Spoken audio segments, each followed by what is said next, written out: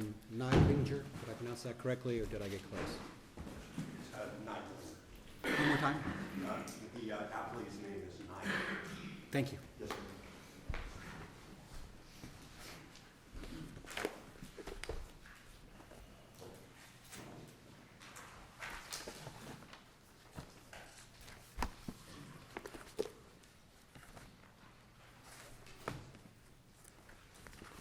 Don't get too comfortable because we're ready. I'm in it, Your Honor. No problem. Lubrication is sometimes necessary. All right. May it please the court, my name is Doug Lockwood, and with me is Alex Landback. He's an attorney in our firm. Represent the plaintiffs in this case, Lake Hamilton Lakeshore Owners Association, Inc., obviously the appellants in this case. Did you wish to reserve any time? I would like to reserve 5 minutes, Your Honor. Thank you. In this case, the plaintiff entity filed a complaint seeking determination that the activities of the defendant in this case constituted a nuisance. The defendant filed a motion to dismiss. The court entered an order dismissing the case with prejudice.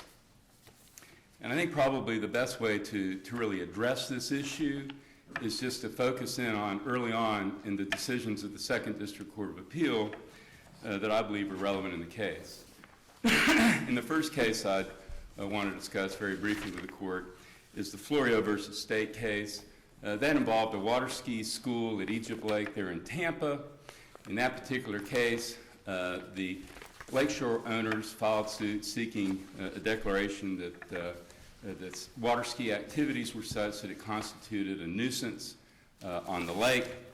There was an evidentiary hearing in that case in which a significant amount of evidence was introduced, and the court found that, in fact, there was a nuisance. The court entered an injunction. The Second District Court of Appeal looked at it because the argument of the defendant, of course, in that case was that water skiing was totally appropriate to be an activity, a legalized, legitimate activity on the lake. In fact, the Second District Court described it as something that was good to do. But under the facts in that particular case, the court found it was a nuisance. The trial court entered an injunction simply prohibiting from skiing on Egypt Lake. The Second District said that was inappropriate, that there are ways to fashion an injunction such that the activities on that lake would not constitute a nuisance to the other owners, lakeshore riparian owners of the lake. And I think that the court's language is particularly pertinent here when the court stated each owner of riparian rights is entitled to the reasonable use of the lake, and where an owner's lawful use is unreasonably interfered with, that owner is entitled to injunctive relief. And I think significantly the court then states the parties recognize that water skiing is not a nuisance per se. In the same case here, airboating is not a nuisance per se, even commercial airboating on Lake Hamilton. I noted the trial court in its order cited no decisional law from this circuit, including Shevin, the case you cited, and an opinion authored by Judge Stringer a little while back. I'm trying to remember the name. Irwin, was it? And yet there's no discussion in any of those cases in the trial court's order. Was there, or did I miss it? There were none. In all those cases that I'm describing to the court today are cases that were raised at the hearing on the motion to dismiss. In the Florio case, the court noted that the chancellor, the great days of equity, found it to be a nuisance here because of the extent to which it was pursued, which is relevant to this case, under the circumstances delineated and determined. Unfortunately, because of the dismissal in this case, there were no facts that were developed in any sort of evidentiary hearing or trial. The next case, Your Honor, is the Irwin versus Alvarez case, which is personally my favorite. It's the chicken case where the Collier County allowed a certain number of chickens, 25 to be precise. So let's go through the process of what happened in that case. There was a jury trial. The jury found that there was a nuisance. The trial judge then issued an injunction saying you got to keep it quiet. They didn't do anything about it, so they filed a motion for an order to show cause for contempt. They then had a hearing, and the judge adjudicated later, well, you are in contempt, but as long as you have, in accordance with the county ordinance, no more than 25 chickens, I'm going to determine that you had complied with the original injunction. In the second district in that case, very simply said not. Specifically, this is what the court said. By entering this order, and that's the order saying that you, chicken owner, are exonerated if you don't have any more than 25 chickens pursuant to Collier County's ordinance, the court has essentially authorized the nuisance to continue as long as appellees comply with the Collier County ordinance. This is error. A given activity can constitute a judicially abatable nuisance, notwithstanding full compliance with either legislative mandate or administrative rule. And the court then cites its own decision in the Shevin case, the 1974 decision involving TICO. And I would like to just discuss very quickly the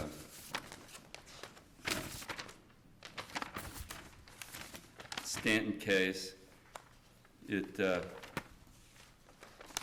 comes out of Jacksonville. And for some inexplicable reason, I do not have my notes, but I can describe what that case is about. It's a Stanton rowing case. And that particular case involved a rowing school there on the Arlington River. The Arlington River is up in Duval County. It flows into the St. Johns River. And in that particular case, it was determined that there was no prohibition of that activity pursuant to the zoning ordinance there. And in that particular case, the court said, well, that doesn't matter, notwithstanding that it's in compliance with the zoning ordinance applicable to that particular area. It could still constitute a nuisance depending on the activities involved in that case and the evidence that's ultimately presented. You're citing to the end of Judge Kahn's opinion, right, where it says a court examining a claim of nuisance must focus not only upon legality but also upon the reasonableness of the use, that portion of the... That is correct, Your Honor. And then the Shevin case, Second District Court of Appeal case, I think is particularly pertinent in this case because the Second District looked at the issue of primary jurisdiction, which was one of the bases that the trial court used in dismissing the complaint with prejudice. And what I thought particularly interesting about that case is that the Second District went ahead and defined what primary jurisdiction means. And their definition is, primary jurisdiction applies where a claim is originally cognizable in the courts, comes into play whenever enforcement of the claim requires the resolution of issues which, under a regulatory scheme, have been placed within the special competence of an administrative body, in this case, the Fish and Game Commission.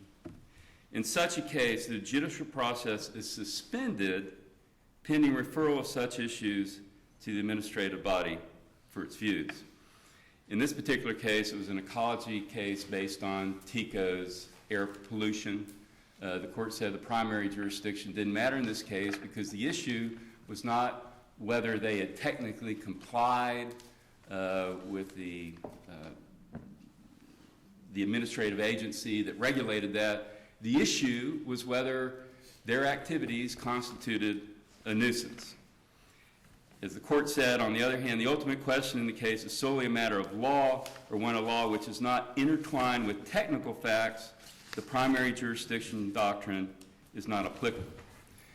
This nuisance case is not about whether the particular airboat had the sort of muffler as defined and required by the Fish and Game Commission. It is not about whether or not commercial airboat activity can occur on Lake Hamilton. It can, pursuant to the existing ordinances and so forth. It's about whether those activities, the way that it's done, constitutes a nuisance. The only way to know that is to present evidence as to the impact that it has on all the various lakeshore owners. And this is what I think is important. Both the United States Supreme Court pointed this out in the Baltimore PRG versus First Baptist Church, the 1883 case, and also this court in the Shevin case. Speaking of Shevin, there was a discussion of Shevin that took place in the Supreme Court's opinion of Flo's son Inc. versus Governor Kirk. And there's a discussion about Shevin that seems to suggest that the Supreme Court is perhaps limiting its application because it points out that Shevin was introduced before the Administrative Procedures Act, the modern one. Do you read this opinion from the Supreme Court as anyway limiting Shevin's holding in this regard? This particular regard, no, because a lot of these line of cases relate to exhaustion of administrative remedies. For example, in the case involving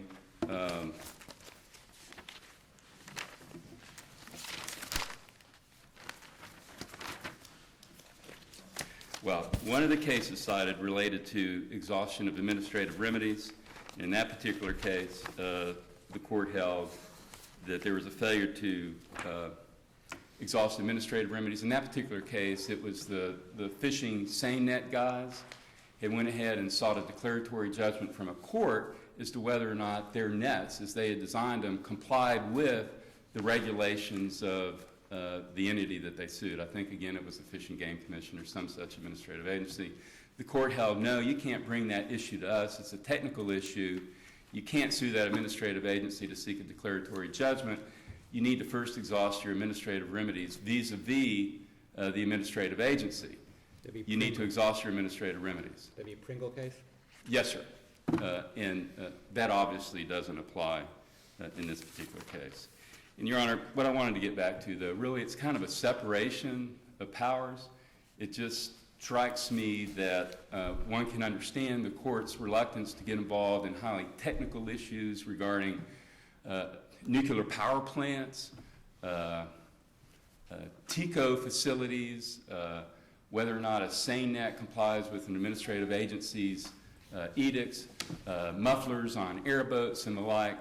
But the issue is, and it goes all the way back and acknowledged by the United States Supreme Court in the Baltimore PRG versus Fifth Baptist Church case, the courts under the common law have the jurisdiction to determine whether or not an activity constitutes a nuisance, whether it's legal or not.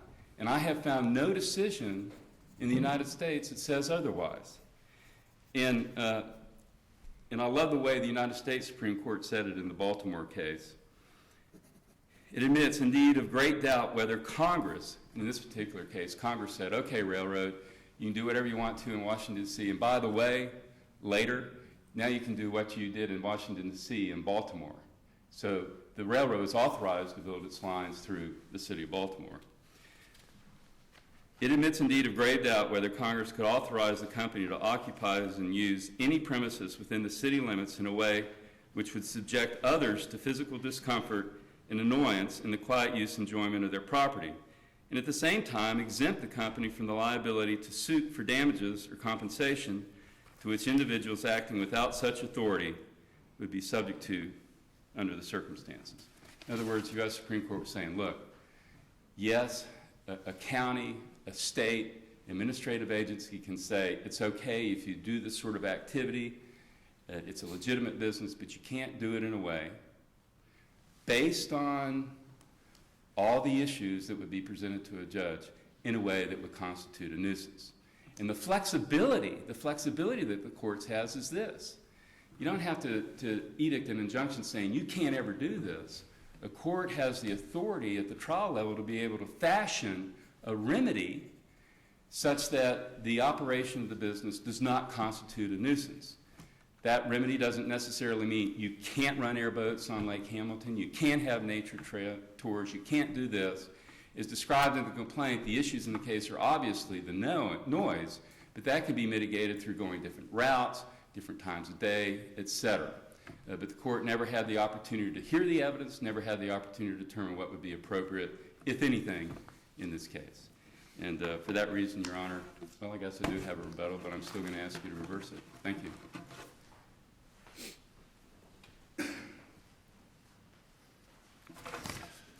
May it please the court. My name is Dan Rooney, and I represent Wayne Neidlinger, the appellee in this case. Your Honors, we believe that this is a case where the state legislature has preempted and defined what is a nuisance in the area of airboats. The statutory scheme. Let me ask a question. Yes, sir. Unless I'm missing something, all of the statutes that you rely on are the legislature saying that a local authority like a county commission or a city commission can't adopt an ordinance or other local regulation with respect to specific subjects. I don't see any intention in the statutes that you've cited to displace common law. And I guess, so I was kind of, I've been struggling with trying to understand your preemption argument because what I see is the legislature telling, the state legislature telling local legislators they can't do something. I don't see the state legislature telling a coordinate branch of government that traditional common law remedies are displaced here. Your Honor, we cited to you the sport shooting range statutory scheme. That statute, though, if I'm remembering it correctly, actually contained a grant of immunity from certain kinds of civil claims. That's unlike any of the statutes. It does, Your Honor. But the difference here is the intent, as stated in the Florida Administrative Code, tells you that we can't do something that allows an ordinance that discriminates against airboats, and that you can't do this for the purpose of noise abatement. Ergo, we've defined what the noise levels are that are allowable from the airboats. The statutory scheme goes back to 1960, actually 1959. It's been in existence since that time period. You'll note that the appellant never challenged the constitutionality of this particular argument. It chose, rather than dive after the 800-pound gorilla of the state of Florida's legislature, rather to go after one individual, and they did it in such a fashion that they did not put themselves at risk. They formed a corporation to go ahead and do that. Under your theory, would it be true that theoretically you could place 100 boats out there and there would be no remedy for the people that live on that land? 100 airboats out there, and under your theory, there's no common law right to have a nuisance to abate that? Yes, that would be correct, Your Honor, because the state statutory scheme says that you may not restrict them except as stated in the statute. Ergo, we believe that the legislature has dealt with it. And is there any case law in the court's order that suggests what legal standard the trial court used to suggest there was a preemption in the field, other than the conclusionary statement that there's preemption? Yes, sir. We did cite that to the court. You may have cited. I'm asking the trial court's order. The trial court's order probably did not. Is there any case cited in the brief that would say that a statute that preempts local regulation displaces pre-existing common law remedies? That's what I'm still struggling with here. Your Honor, when the statute speaks to an area and directs what it should do, it is in conflict with the common law, and it becomes the controlling law. Ergo, the controlling law in this particular situation is, if a county chooses to adopt it, 90 dBs at 50 feet is the level that you're allowed to restrict airboats to. Notice in the initial brief, they tell you that this is not about noise. They can run as loud as they want to. Well, I'd submit to you that that is sophistry. If my client was out there running his airboat 10 hours a day at 5 miles an hour, you would never have heard from us. This is all about noise. And the statutory scheme tells you what the noise levels that are permissible are. The county ordinance, counties are divided into large and small counties, generally speaking. What we have here is Polk County being a much more rural county, unlike Hillsborough County or Orange County or something of that nature.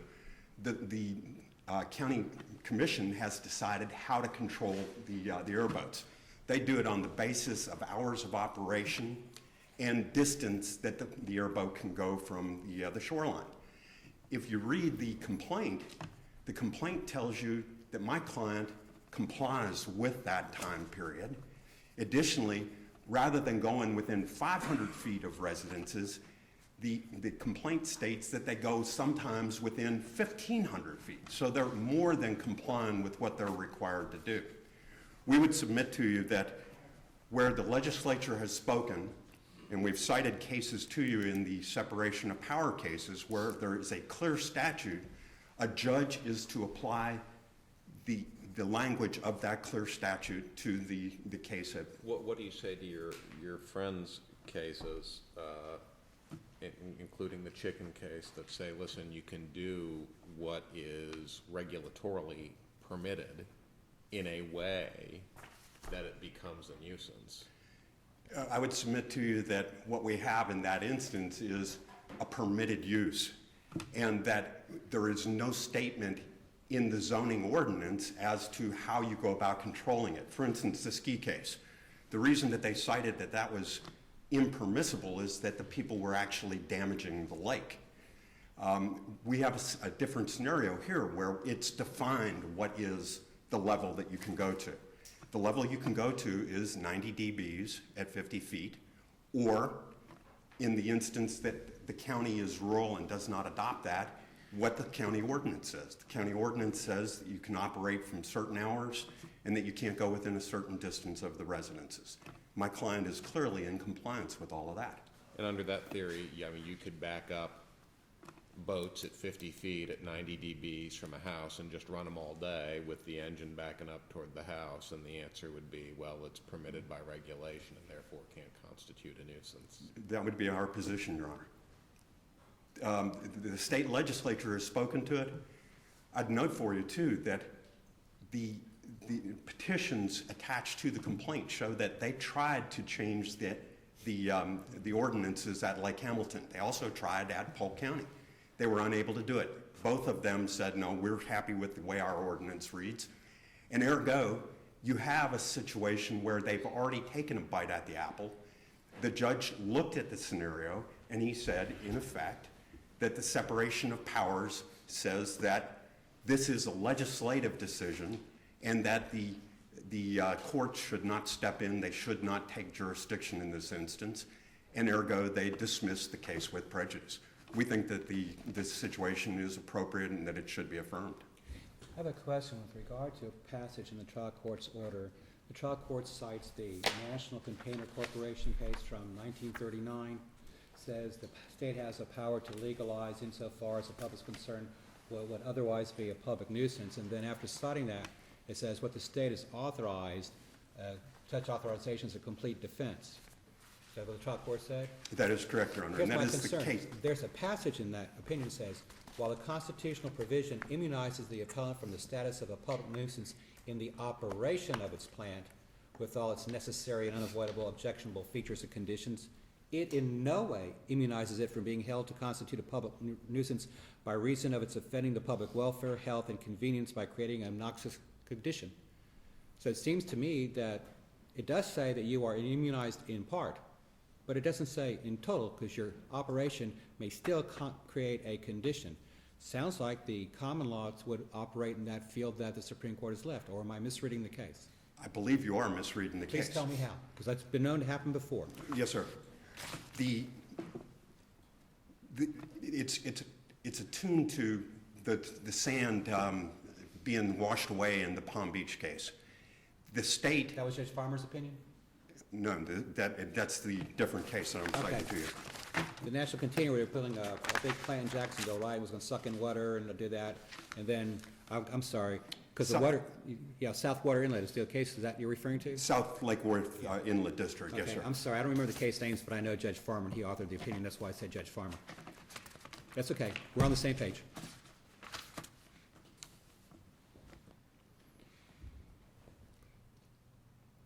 That finishes how the Fourth District, Judge Farmer authored it. Yes, sir.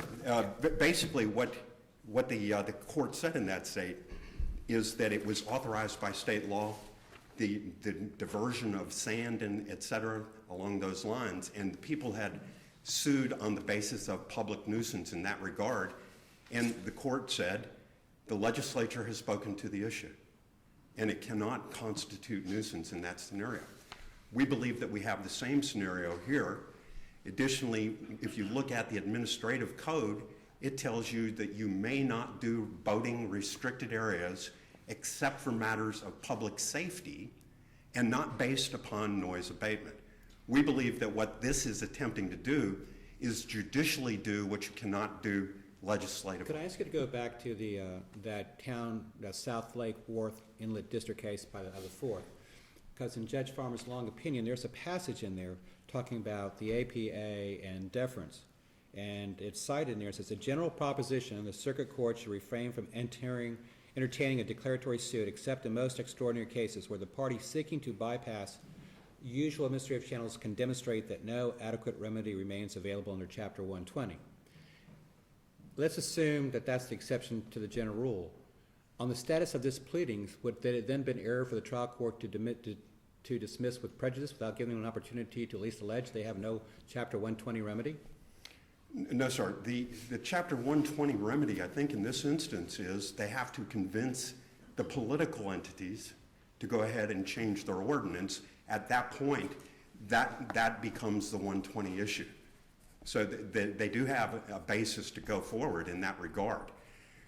We feel that basically what has happened is these people came to the nuisance. When this statute came into effect, Lake Hamilton was very, very rural. I mean, there were literally, I grew up in Winter Haven. I can tell you in the 50s, there were probably 4 houses on the entire lake. These people came to the nuisance knowing that the statutory scheme is in place, and they can't complain about it at that point. There is probably some decisional law about when someone comes to the nuisance, right? Yes, sir. Did the trial court cite any of that? No, they did not. Did not. At any rate, we feel that the statutory scheme takes up the realm of what the judge can do. The judge looked at the separation of powers, said that this is a legislative decision, ergo, I can't interfere in that regard, and he stepped away from it. And we think he did it properly and would ask that it be affirmed.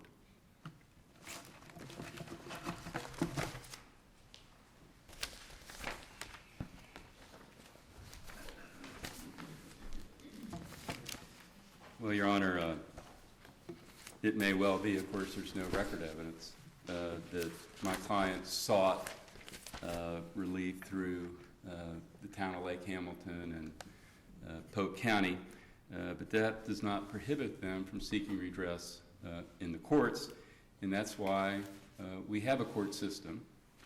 That's why we have the common law. I just want to make a quick note to the statute that the appellee in this case seems to suggest preempts everything. And I just refer to 32760, local regulations, limitations, and so forth, says that municipalities, counties can't discriminate against airboats. Also says regulating engine or exhaust noise except through the statute, which is 32765. And when you read that statute, muffling devices, it states the exhaust of every internal combustion engine used in any vessel operated on the waters of the state shall be effectively muffled by equipment so constructed and used as to muffle the noise of an exhaust in a reasonable manner. And then it goes on to say, well, if the county wants to enact additional noise ordinance, it is limited to what is provided in 327.65(2)(a), where it talks about the 50 feet maximum sound level of 90 decibels. So, Your Honor, I don't read anything in there that preempts the courts from determining whether or not a commercial activity using airboats and nature tours on Lake Hamilton constitutes a nuisance. Thank you, Your Honor. Thank you. Thank you both. Thank you, sir.